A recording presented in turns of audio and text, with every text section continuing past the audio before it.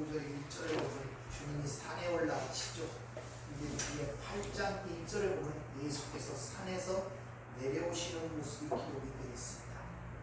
그러니까 이 산상수는 5장 1절 7장 마지막 29절까지 전체 내용이 함께 연결이 되어 있는 것입니다. 그 산에서 지금 하나님이 되신 주님이 입을 열어 우리에게 지금 말씀하시는 내용이 산상순입니다. 그래서 산 위에서 베푸신 교훈, 가르침 이런 의미가 있어요. 산 위에서 그들에게 주신 가르침 이렇게 생각을 하시면 됩니다. 그런데 이 산상순의 서두에 첫 번째 시작되는 것이 여러분이 잘 아시는 팔복으로 시작이 되고 있는 것을 우리가 볼 수 있습니다. 복이 있는 자 8번에 걸쳐서 반복이 되죠. 이 마카리오스 이 단어가 상당히 매력적으로 보이는 단어입니다. 세상 사람들이 사랑이라는 단어보다는 복이라는 단어를 더 좋아하는 것 같지 않습니까? 제가 장가를 갈 때 사주 단자들이 오지 거기에 보면 전부 다 복자가 다 박혀 있어요. 비계도 복, 이불에도 복, 하여튼 뭐 다복이 다복. 이 복을 얻기 위해서 인간들이 쓰는 수고와 노력과 애씀은 눈물겨울 정도라는 것을 여러분 아십니까? 그래서 사주팔자, 토종비교, 점치고, 굿하고 하는 게 전부 다 뭡니까? 이 복하고 관련된 것들이에요.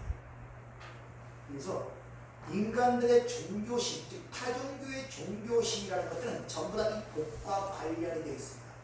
그래서 복을 받기 위해서 그 엄청난 건축물들을 세우는 거예요. 옛날 중세시대나 불교의 유적지를 한번 보세요. 거기 어떻게 인간의 손으로 세웠을까 하는 감탄이 안 나옵니까? 그게 종교심이라고 일반적 문화에서 이렇게 얘기하는데 전부 다 그게 뭐와 관계되어 있느냐? 복 받기 위해서 그러는 거예요. 그래서 인간은 복을 받기 위해서 뭐든지 애쓰지 않고 다 투자를 하고 거기에 올인을 하는 것이 이 세상의 삶인 것입니다. 그래서 그런지 모르지만 이 산상수는 타 종교인들도 상당히 많이 알고 있고 그걸 또 좋아하고 있습니다. 타 종교인들도. 그래서 이 산상순이 그들이 이해하는 것처럼 어떤 윤리와 도덕이나 또는 그리스도에서 반드시 행해야 할 행동 규칙 정도 그걸 잘 지키면 하나님께서 이런 복을 주신다라고 생각을 한다면 타 종교인이 보는 거와 기독교와 뭐가 다르겠습니까? 똑같단 말이에요. 그래서 산상순을 대부분들 그렇게 보는데 많은 오해가 있을 수밖에 없는 게 이 본문의 해석 때문에 그렇습니다. 이 언어적 구조를 보면 이렇게 심령이 가난한 자가 이런 복을 받는다는 그런 내용이 아니라 먼저 복 있는 자들이여 하고 복을 선포하고 복을 감탄사로 나옵니다. 복 있는 자들이여 그들은 심령이 가난한 자들인데 바로 그들이 하늘의 통치를 받는 자들이다 이런 내용으로 계속 기록이 되어 있는 거예요. 그러니까 복 있는 자들의 삶의 현실이 이 땅에서 이렇게 드러나는 자들이고 그들이 바로 하늘의 통치를 받는 자들이다 이런 의미란 말입니다. 그리고 그들에게 위로를 하고 배부름을 주고 땅을 기업으로 주고 하나님을 보게 하고 긍휼히 여김을 받게 하고 그런 하나님의 뒤따르는 하나님의 위로와 격려와 하나님의 복이 그 뒤에 연결되어 있다는 것을 여러분들 잘 아셔야 됩니다. 그래서 먼저 이 산상수훈이라는 것은 새 언약의 중보자이고 완성자이신 예수 그리스도로 말미암아 구약의 율법을 어떻게 완성을 시키고 그리고 율법 의의 외의 의, 즉 우리 당신의 백성들에게 주고자 하는 하나님의 의가 어떻게 주어지며 그 하나님 나라가 어떻게 완성되는가를 대한 내용이 산상수훈의 내용이에요. 부속사를 얘기하고 있단 말입니다. 그래서 이 산에서 이야기한 이 이야기가 구약에서도 산에서 이야기한 사건이 있죠. 신의 산에서. 그 신의 산에서는 모세가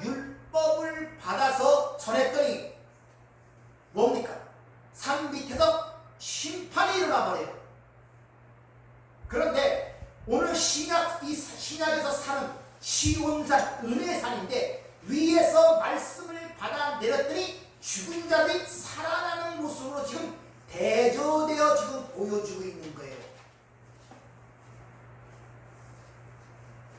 이미 이러한 이야기는 미가서 4장의 예언에 의하여 기록이 되어 있어요. 옛 성전, 옛 산이 다 부서뜨리고 하나님이 거기 새로운 산, 새로운 성전을 세울 것인데 그때는 이방인들이 다 여호와의 전에 와서 그 말씀의 도를 받아 행한다는 그 예언이 지금 여기서 성취되고 있는 모습을 우리에게 보여주고 있다는 것입니다.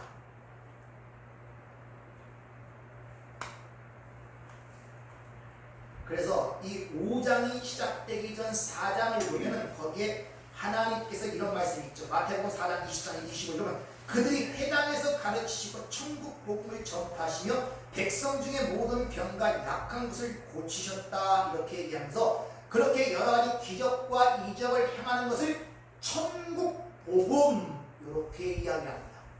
그러니까 주님이 이 땅에서 지상생활 속에서 행하신 모든 것들은 너를 보여주는 거였다. 천국 복음을 보여주는 거였다는 것입니다. 당연히 보이는 현상 속에서 기적과 이적이나 수많은 사람들이 예수를 찾아왔을 거 아니에요. 수많은 무리가 예수에게 왔었단 말입니다.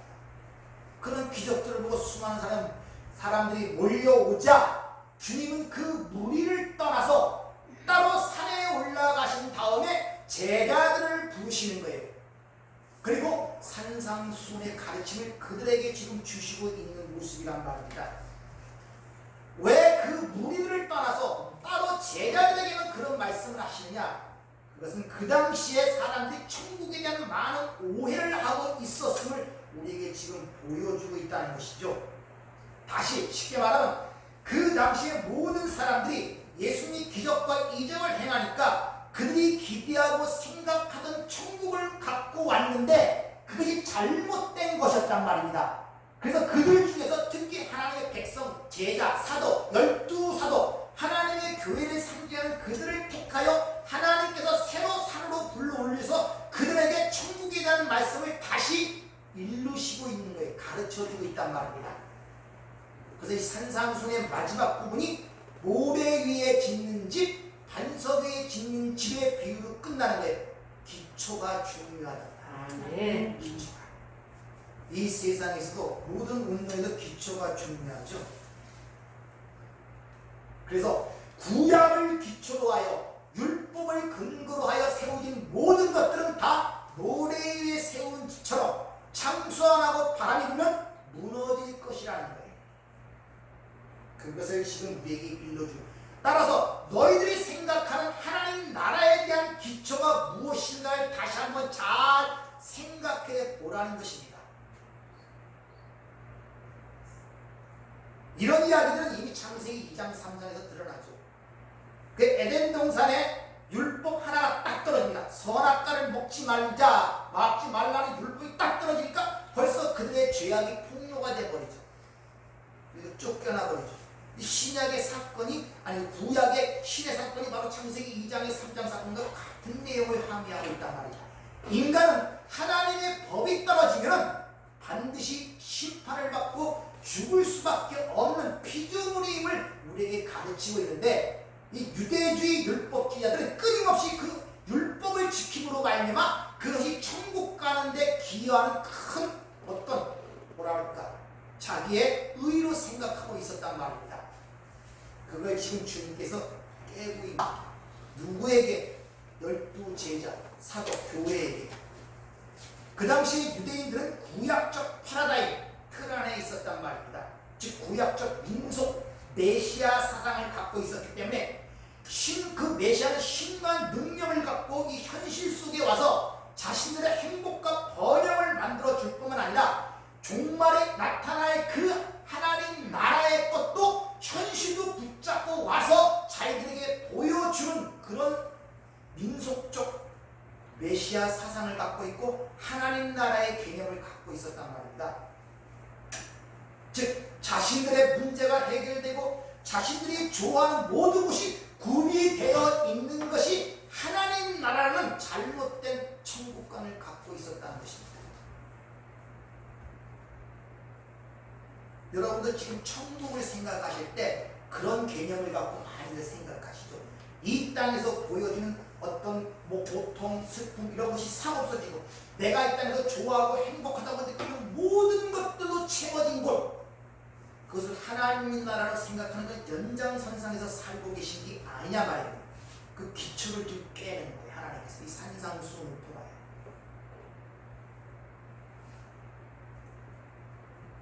따라서 천국도 자신이 원하는 대로 만들어져야 하고 구원도 자신들의 생각처럼 이루어져야 한다는 것이 그들의 구원관이며 그들의 천국관이며 그들의 메시아관이었단 말입니다.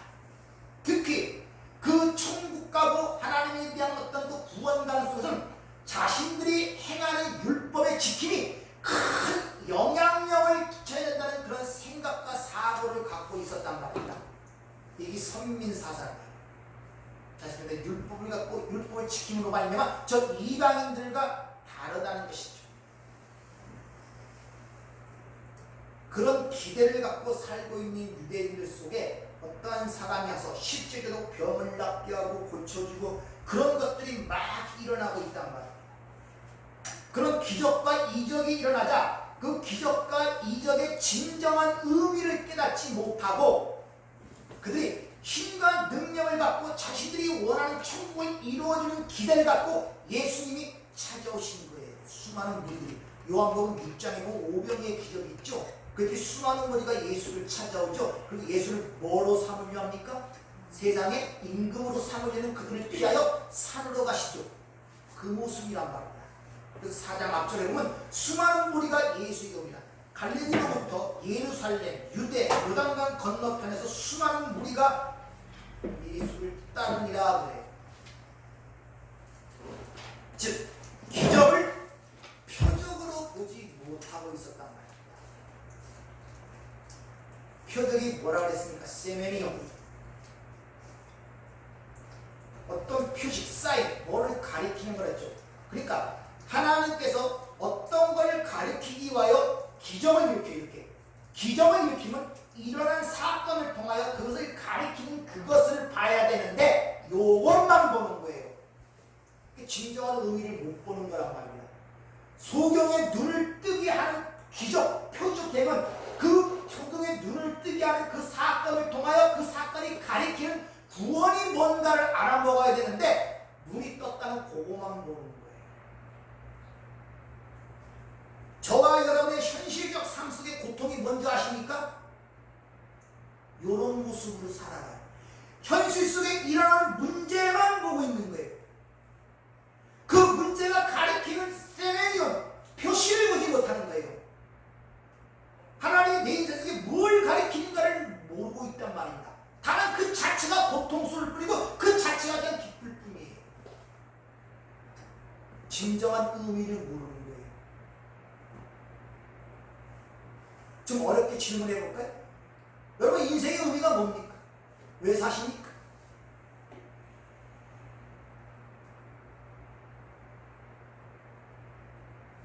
왜 이 고단한 삶을 이용해 가십니까? 그게 여러분의 삶에 무슨 의미를 주고 있습니까?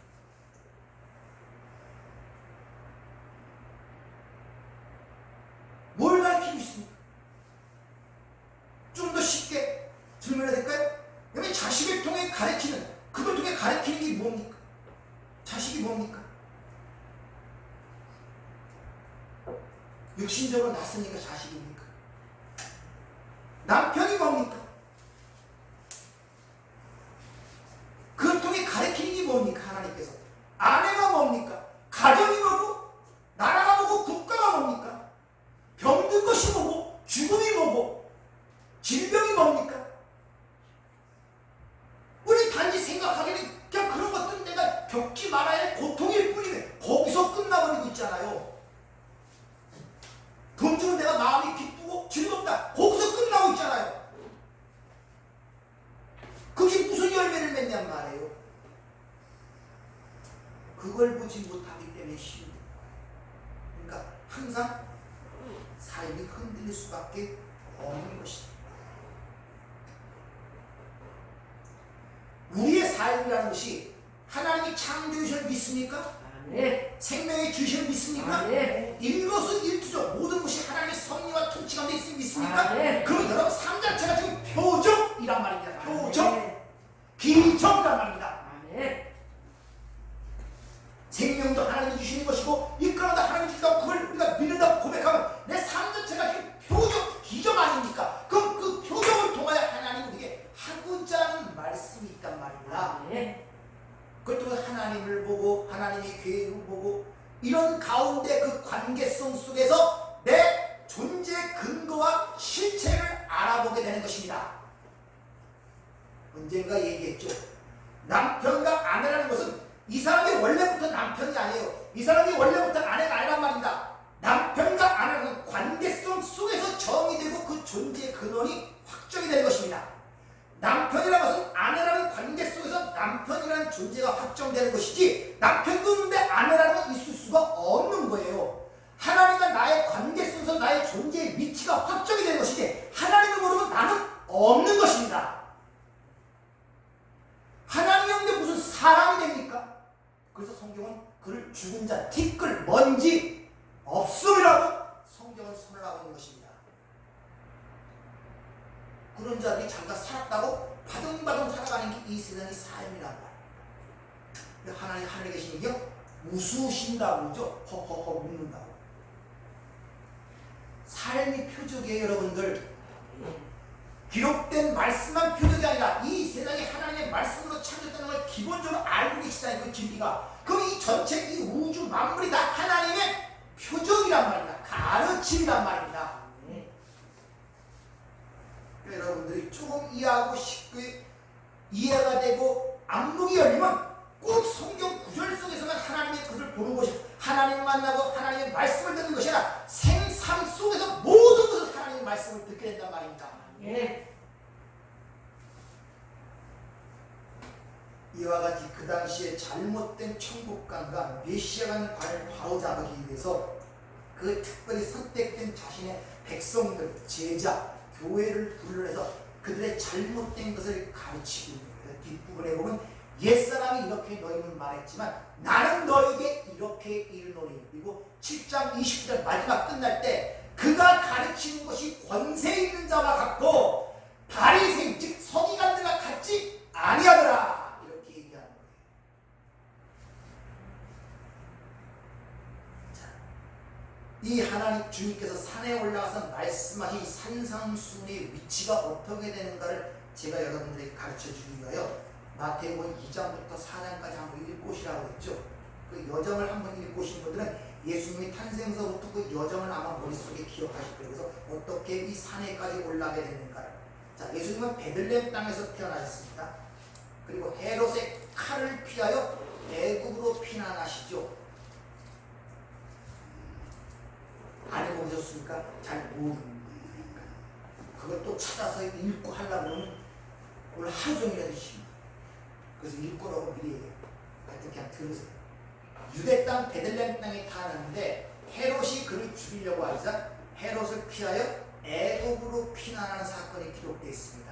근데 성경은 그것을 그 사건을 애굽에서 내 아들을 불렀다 얘기하면서 붙이기를 구약의 예언의 성취라고 이렇게 얘기합니다. 애굽 무슨 말입니까? 지금 예수님께서 그 헤롯의 칼을 피하여 애굽으로 피하는 사건을 애굽에서 내 아들을 불렀다는 구약의 사건과 일치되는 그 성취라고 얘기해요.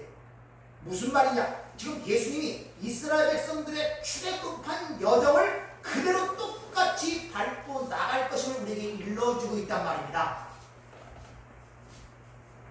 예수님의 그 일생이 이스라엘 백성들이 애굽의 출애굽의 가나안 땅에 들어가기까지의 그 일정, 그 여정을 예수님도 똑같이 그 여정을 밟아 나갈 것임을 얘기하는 동시에 역시 예수와 함께 연합된 우리도 예수를 믿고 거듭나고 새생명 얻는 그 순간부터 그 여정을 밟아 나갈 것임을 알아야 된단 말입니다. 우리 신앙생활이. 근데 거기서 또 하나 중요한 것은 예루살렘에서 피하여 애굽으로 가는 그 상황을 뭐라고 얘기하냐? 애굽에서 내 아들을 불렀다고 이야기하는데 유념을 하시란 말입니다. 애굽에 살던 아기 예수를 불러낸 것이 아니라 예루살렘에서 태어났던 베들레헴 땅 유대 땅에 태어났던 그 예수를 애굽으로 피하도록 그를 불러내는 사건을 내 아들을 애굽에서 불러냈다. 지금 그렇게 표현하고 있단 말입니다. 그러니까 지금 하나님께서는 그 이스라엘 자체를 지금 애굽으로 상징하여 지금 얘기하고 있는 거예요. 예루살렘. 예수님이 어디서 죽었습니까? 예루살렘에서 죽었죠. 거기가 애굽 세상이란 말입니다. 그래서 계시록에 보면 21장 8절 그것 예수님의 못 박힌 곳을 영적으로 하면 소돔이요 애굽이라 하더라. 이렇게 예수님 못 박힌 곳이 어디입니까? 예루살렘. 거기가 영적으로 뭐와? 소돔과 애굽이라. 거기가 세상이란 말입니다. 죽어야 할 자리 사는 세상. 그 예언을 성취하기 위해서 베들레헴 지역의 2살 아이의 남자가 다 도살을 당하죠. 살인을 당합니다. 그 내용을 잠깐 살펴보죠. 마태복음 2장 15절부터 18절까지 하는 겁니다. 잘 들어보세요. 여기서 에레미야 예언도 나오는데 잘 들어보세요. 헤롯이 죽기까지 거기 있었으니 이는 주께서 선지자를 통하여 말씀하신 바 애굽으로부터 내 아들을 불렀다 함을 이루려 하심이라. 이에 헤롯이 박사들에게 속은 줄 알고 심히 노하여 사람을 보내어 베들레헴과 그 모든 지경 안에 있는 사내 아이를 박사들에게 자세히 알아본 그때를 기준하여 2살부터 그 아래로 다 죽이니 이에 선지자 예레미야를 통하여 말씀하신 바 라마에서 슬퍼하며 크게 통곡하는 소리가 들리니 라헬이 그 자식을 위하여 애곡하는 것이라. 그가 자식이 없으므로 위로받기를 거절하였도다 함이 이루어졌느니라. 하나님께서는 미리 헤롯이 죽일 줄 알고 예수님을 예루살렘에서 금전에서 애굽으로 보내십니다. 그럼 요셉이 그걸 알았다라면 그 당시 그 주변에 있던 그 어미들에게 전하여서 앞으로 이런 살육이 일어날 것이니 다 피하라고 이야기를 했으면 좋잖아요. 근데 떨커덕 예수 아기만 건져내고 나머지 2사람은 다 죽임을 당하도록 내버려 두십니다.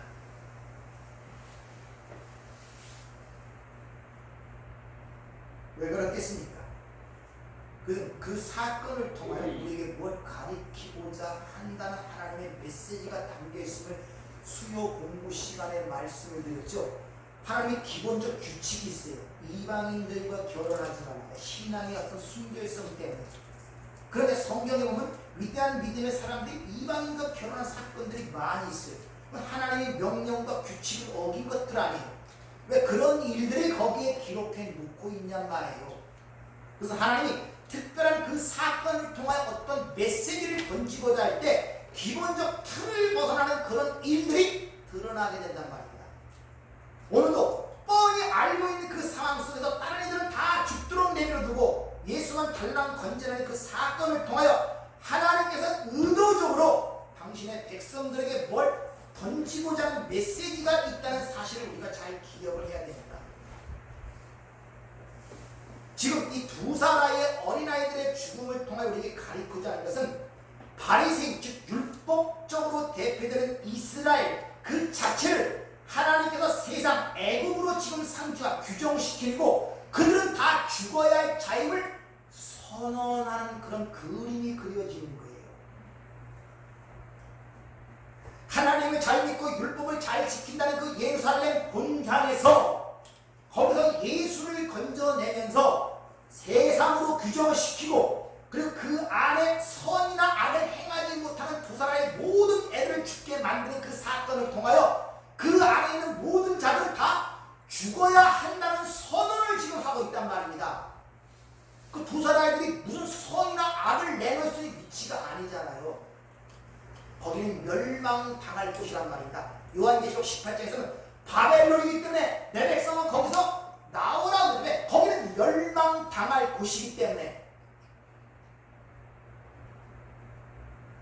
따라서 세상에는 가장 하나님을 잘 믿고 율법을 잘 지키고 선민과 특별한 모습 속에 살던 그곳이 하나님에 의하여 그곳이 바로 세상이며 그곳은 멸절될 곳이라고 지금 선언을 하고 있는 것입니다. 근데 그 당시에 유대인들은 모르잖아요. 잘못된 메시아보다 천국관을 갖고 복자가 잘못됐기 때문에.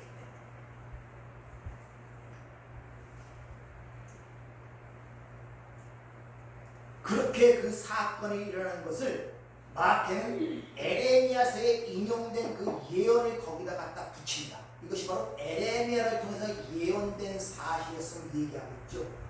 그래서 라헬이 그 자식을 위하여 애곡하는 것이라 그러죠. 에레미야를 통하여 말씀하신 바 라마에서 슬퍼하며 크게 통곡하는 소리가 들리니 라헬이 그 자식을 위하여 애곡하는 것이라. 이렇게 에레미야 선지자의 예언을 갖다 붙이고 그러면 두 살 아래에 준 그 내용이 구약에서는 어떻게 일어났는가를 지금 상기시킨 것입니다. 라헬이 이스라엘을 애곡하는, 이 자식을 애곡하는 그 내용은 이 에레미야의 예언 속에 있는 라헬의 통곡은 이스라엘 백성들의 북이스라엘과 남유대의 멸망과 관련되어져 있는 예언이에요. 라마라는 것은 그때 남유대가 바벨론 포로에 잡혀가기 전에 그들이 집결지었던 것이 라마라는 지역이었는데 그 지역 가까이 라헬의 무덤이 있었어요. 그걸 에레미야가 잘 이해하고 있었고 알고 있었기 때문에 그때 북이스라엘과 남유대가 바벨론 포로로 잡혀가 멸망당하는 그 상황을 라헬이 무덤 속에서 자식이 죽는 그 모습을 통곡하는 것으로 상징화시켜서 지금 예언을 하고 있단 말입니다. 근데 그 예언이 오늘 두 사람의 죽는 모습을 또한 그것을 비유하여, 그것을 인용하여 그런 상황을 지금 얘기를 하고 있는 거예요. 멸망당하여야 할 곳.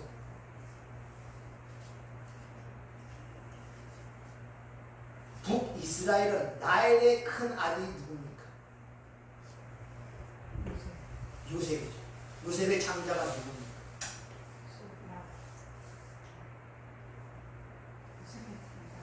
요셉의 장자가 에브라임입니다. 에브라임은 북이스라엘을 대표하는 지파였고, 그럼 라헬의 두 번째가 누굽니까? 베냐민, 오른손의 아들. 그가 남유대의 대표 지파였어요. 그러니까 라헬의 두 아들이 북이스라엘과 남유대의 대표 지파라서, 그래서 라헬이 이스라엘의 엄이라고 유대인들에게 그렇게 칭호를 받고 있었단 말입니다.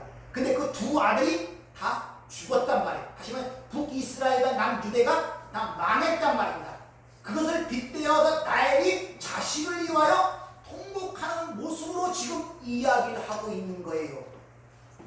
그리고 그것을 지금 두 사람이 죽는 그 모습을 가져와서 바로 그 상황이 지금 벌어지고 있음을 독자들에게 지금 가르쳐주고 있단 말입니다.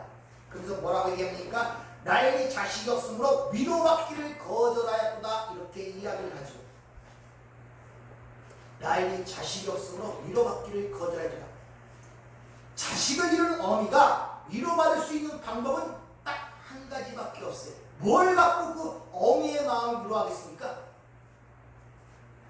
자식을 잃은 어미를 위로하면 죽은 자식이 돌아오는 길밖에 없는 거예요. 바로 그래서 예수가 그 일을 하기 위해서 이 땅에 오셨음을 지금 마태는 얘기하고 있단 말입니다. 예수. 그래서 그는 마태복음 1장 20절 아들을 낳으니 이름은 예수라. 그는 그가 자기 백성을 그 죄에서 구원할 자신이라 합니다. 죄에서 구원할, 다른 말로 죽음에서 살려낼 자. 죄 삭은 사망이니까.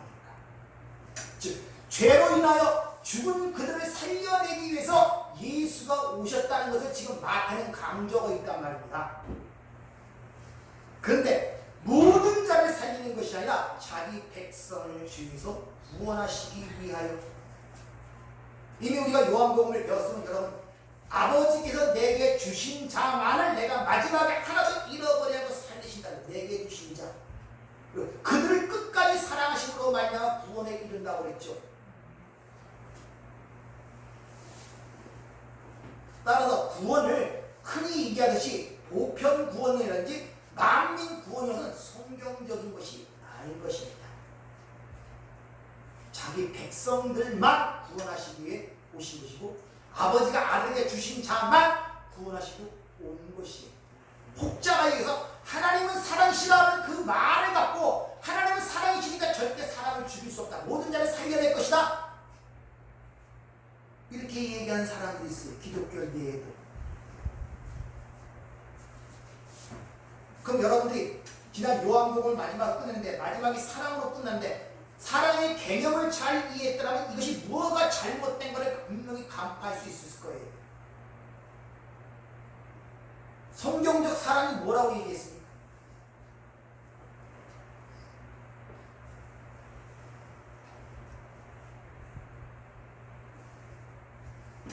왜 그런 것들을 자신의 것으로 갖지 못합니까?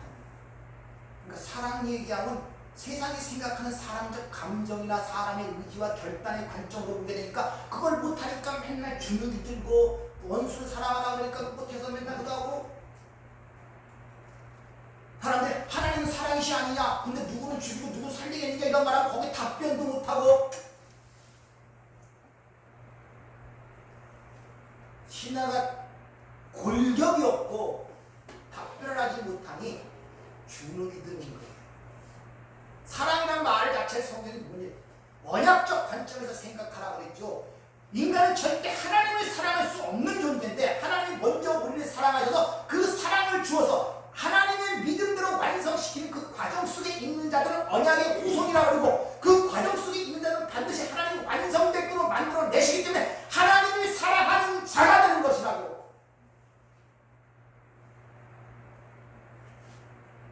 그 개념이 쓰지 않으니까 하나님을 사랑하면 자꾸 뭘 돌아옵니까? 내 중심으로 보는 거예요. 율법주의로.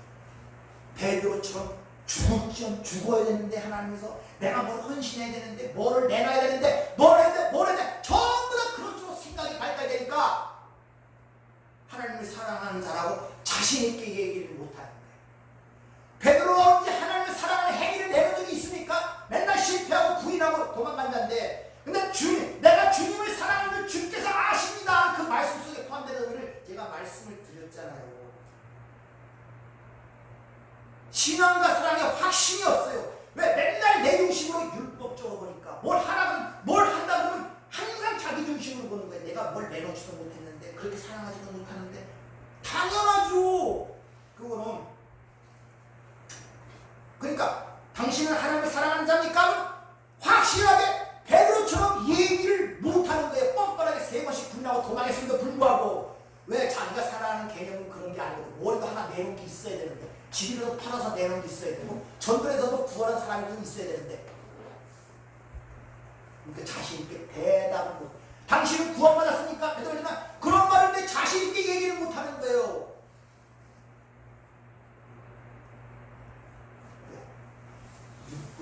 거기가 멸망당할 곳이란 말이야. 그래서 율법이 그렇게 잘 지키던 그 이들 땅을 세상이라고 규정해버리는 거예요. 하나님께서. 그 두 사람이 다 죽임으로 말이야. 너희는 죽을 운명의 천자들이라는 것을 그들에게 가르치고 있단 말입니다. 그리고 그걸 못 알아들을까봐 에레미야서의 그 북이스라엘과 남유대의 멸망 사건을 얘기한 그 예언을 끌어다가 바로 그것이 여기서 지금 일어나는 것이야 를 지금 얘기를 하고 있는 것입니다.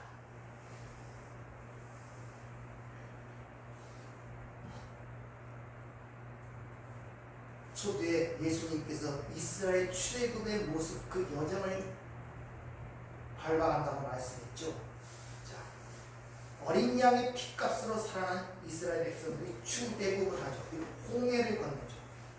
홍해를 건너는 사건을 고린도서 5장 2절에 보면 세례 사건이라고 해요. 모세에 속하여 세례를 받았다고 해요. 세례 사건. 그리고 그 홍해에서 애국 군대가 다 빠져 죽습니다. 근데 거기서 애국 군대가 죽었다니까 나와 다른 사람이 죽었다. 우리의 죽이 죽었다. 이렇게 어떤 역사적 사건 그런 기적으로만 보지 마세요.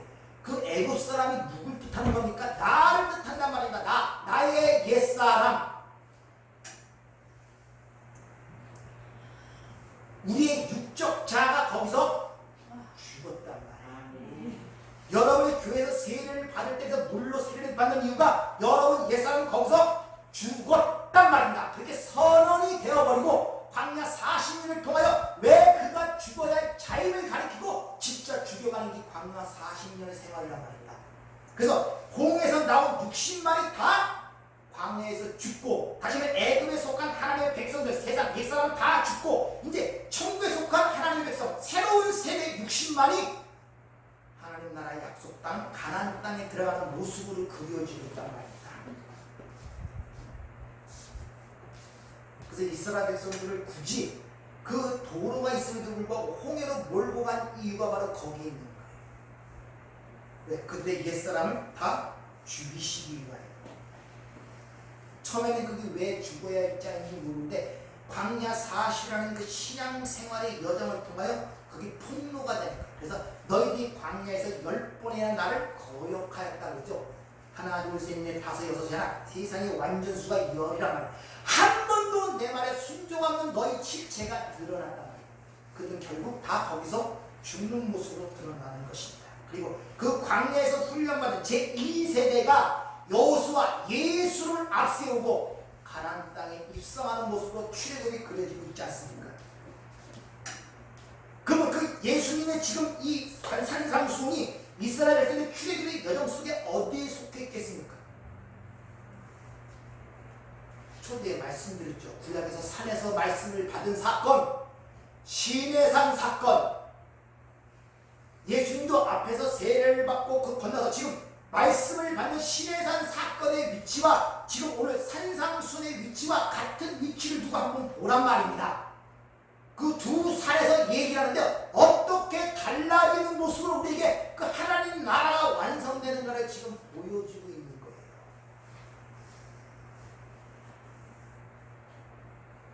신약 구약에서 산에서 시내산 말씀했더니 그 말씀 율법을 줬더니 그거로 인하여 산 아래서 심판이 일어나죠. 근데 신약에서는 산 위에서 하나님이 직접 말씀을 줬더니 살아나는 사건이 되더란 말입니다. 그래서 신약에서는 산이 두 개가 나타나요. 오늘 중요하시는 이 산과 변화산을 아시죠? 변화산.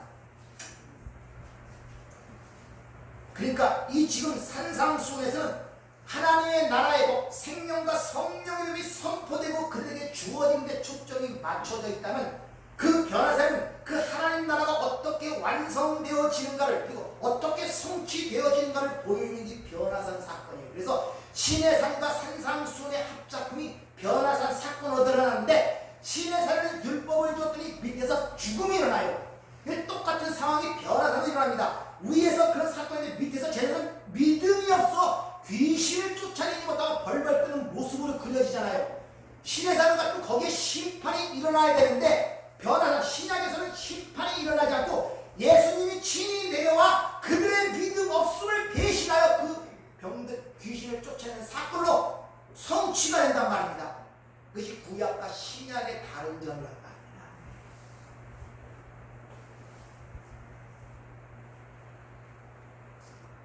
그래서 요한계시록에서 모세와 엘리야가 두 증인으로 나타나죠. 근데 바로 변화산에서 모세와 엘리야가 나타나죠.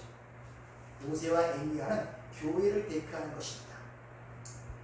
그리고 모세와 그 엘리야가 변화산에서 만나서 뭘 얘기하느냐, 뭘 예수님과 의논했다고 기록합니까?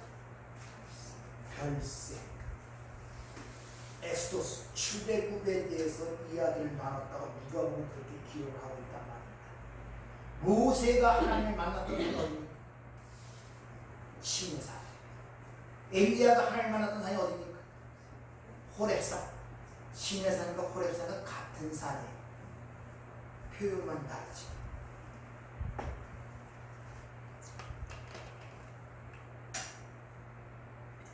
그런데 그 모세와 엘리야가 변화산에 나타나서 주님과 의논한 것이 별세, 엑소도스, 출애굽에서 의논했단 말은 이스라엘 백성들의 진정한 출애굽은 예수님의 출애굽, 예수님의 십자가의 죽음으로부터 비롯된다는 사실을 가르쳐주고 있단 말입니다.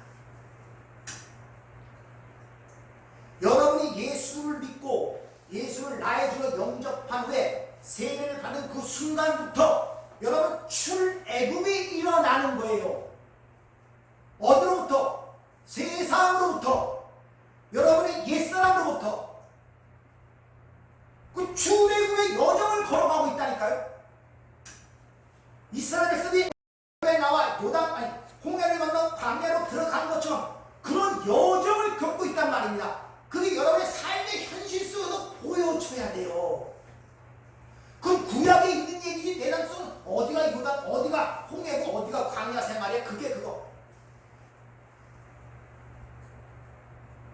그러니까 증거가 되지 않아. 계속 끊임없이 광야에서 애굽으로 돌아가고자 하는 그 성경에 기록된 내용을 보면서 내 삶이 지금 그러하지 않는가, 그런 자기 자신을 보는 안목이 열려야 된단 말입니다. 아니 그것 자체도 생각지도 못하고 있다면 복음을 다시 한번 봐야 돼요. 복음을 다시 한번 끊임없이 돌아가고 싶은 마음. 돌아가십니까? 안 돌아가져요. 홍해를 닫아버렸단 말입니다. 거기. 옛사람은 예산적 십자가에 못 박아뿐만 장사되었단 말이에요. 절대로 과거로 못 돌아가요. 그 못 돌아가고 남는 것을 하면 죽는 길밖에 없는 거예요. 과정 속에서. 그래서 교회를 막벨라 불, 양의 우리라고 하는 것입니다. 그 안에서 그 내용을 알고 죽은 자들은 목자가 밖에서 와서 음성이 들리면 목자의 음성을 알고 나옵니다. 따라 나온단 말이야. 자기가 죽지 않는 자는, 거기서 죽음을 당하지 않는 자는 목자의 음성을 알아듣지 못해요. 아무리 밖에서 불러도.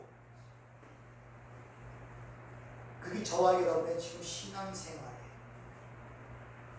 죽었다 선언해놓고 왜 죽어야 할 존재인가를 광야 40일 정도 폭로로 시키는 거예요. 폭로. 여러분이 왜 예수와 함께 죽은 자로서 하고 예수의 죽을 수밖에 없는 그 상황을 신앙생활에 여러분들 폭로로 시키고 있다니까. 여러분을 지금 하나님께서, 따라서 여러분이 예수를 잘 믿고 하나님의 말씀의 진리가 점점 충만해질수록 여러분의 실상이 적나라하게 폭로되어 나는 아무것도 아닌 자고 예수만 믿고 예수의 십자가만 붙드는 자로 만들어져 가는 것이지, 내가 이 땅에 원하고 세상에 추구하는 성인 군자가 되어 세상으로부터 칭찬받고 야 예수 믿는 사람답게 된다, 그런 거 받는 거 아니에요. 그런 주의가 바리새인주의란 말입니다. 그래서 사도 바울이 연륜이 깊어지고 영성이 깊어지자 자기 자의식이 어떻게 변합니까? 많지만 만삭 뛰어나지 못한 자, 즉이 작은 성도보다 더 작은 자, 내 중에 어디까지 자의식합니까? 내가 바로 죄인 중에 괴수나, 난 데까지 자기 자신이 떨어지는 거예요. 이것이 올바른 신앙생활의 모습이란 말입니다.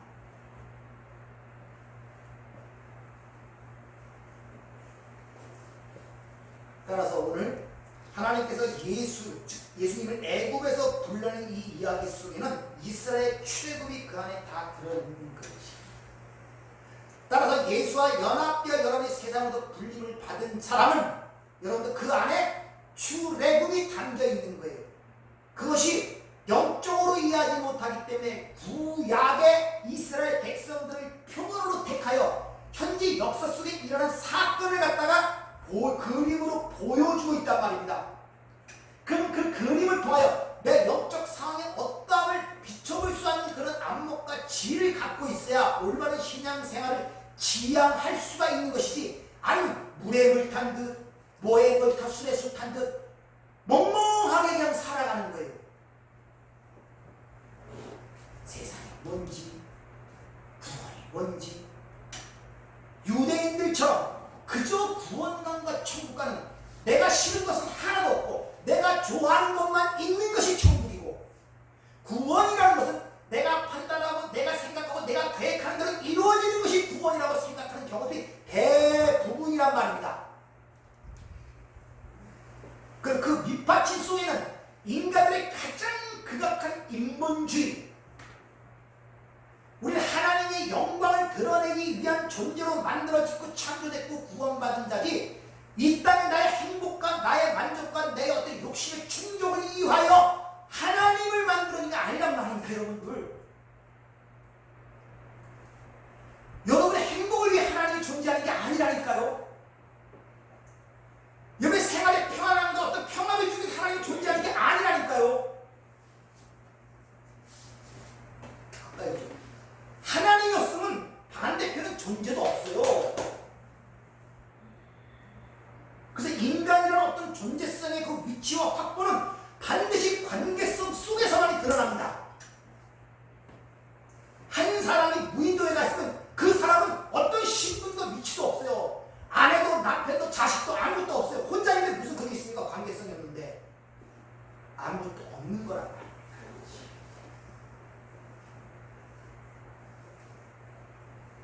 이것을 여러분 삶 속에서 놓지 못하기 때문에 하나님이 한 주간마다 불러서 말씀의 검으로 그걸 치워내는 거예요. 찔러서 숨겨있는 걸 드러내고 자각을 시켜서 아이쿠 이게 잘못된 것이구나. 다시 한번 생각해 봐야겠구나. 여러분 각성을 주는 것입니다. 네.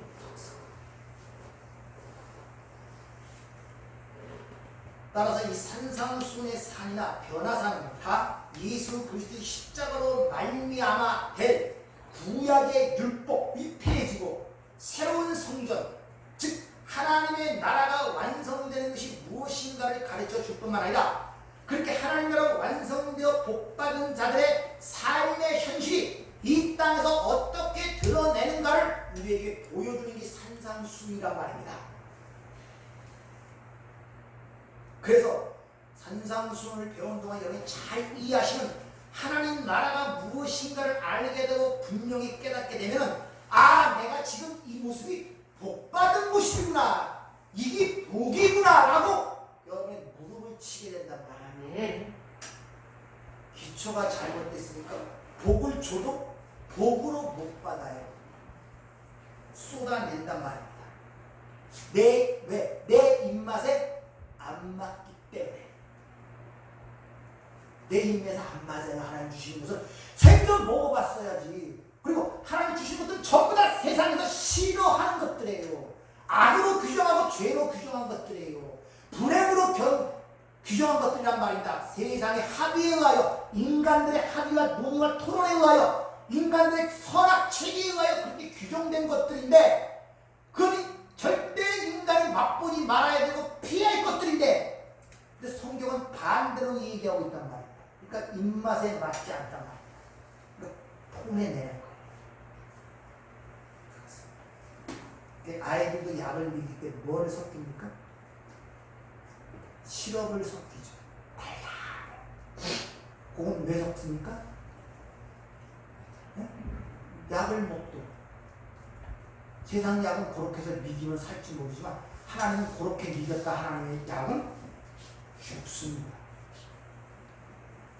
하나님 거룩한 물 거기에 섞이면 안 돼요. 누룩을 섞지 말라고 그렇게 강조하는 게 있고, 재물의 흠과 정이 없는 재물이라고 강조하는 이유가 거기 있는 것입니다. 따라서 여러분들은 이 산상순의 공부를 통하여 하나님 나라가 전부 분명하고 확실하게 이에 대해서 이 하나님 나라의 그 복받은 자로서의 삶의 현실을 인식하고 자각하고 그 가운데 그 은혜를 찬양하는 사람으로 나타나야 된단 말입니다. 네. 그럴 때 세상 사람들이 볼 때 신비한 듯 바라보는 거예요. 저건 불행인데, 저건 비참한 것인데, 저건 피해야 될 것인데, 저건 애통해야 할 것인데 어째 그것을 찬양과 기쁨이 드러나냐 말이에요. 그럴 때 그들이 우리에게 관심을 갖지, 세상이 추정하고 규정하든 아무리 가지고 그들에게 자랑해봤자 그들은 그것을 우리 때문에 우리를 부러워할지 모르지만 속으로는 우리를 미워하고 증오합니다. 사춘 땅에서도 배 아프단 말이 왜 나오냐? 타락한 인간의 속성은. 근데 사람들이 그런 걸 몰라요.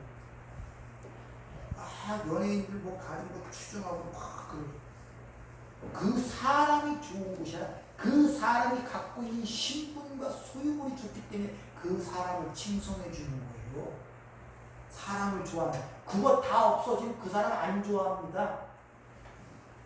근데 사람의 눈에 의해 살아가는 사람들은 그거 자기 좋아하는 줄 알아요. 전부 다. 그러다 그게 싹 없어지면 그걸 참지 못해서 자살해버리는 거예요. 그래서 연예인들 인기가 없으면 전부 다 우울해지고 말로가 비참해지고 그러잖아요. 근데 또 젊은 사람들의 제1순위가 뭡니까? 연예인 되고 싶어요. 서론적으로 이 산상순의 위치가 시내산의 위치와 동일한 위치에서 그 다른 점이 무엇인가를 가르치는 것이 아니냐면, 여러분이 산상순을 우리에게 가르치지 않는 게 무엇이고 회복시키는 게 무엇인가를 가르쳐서 서론으로 얘기 드릴 것입니다.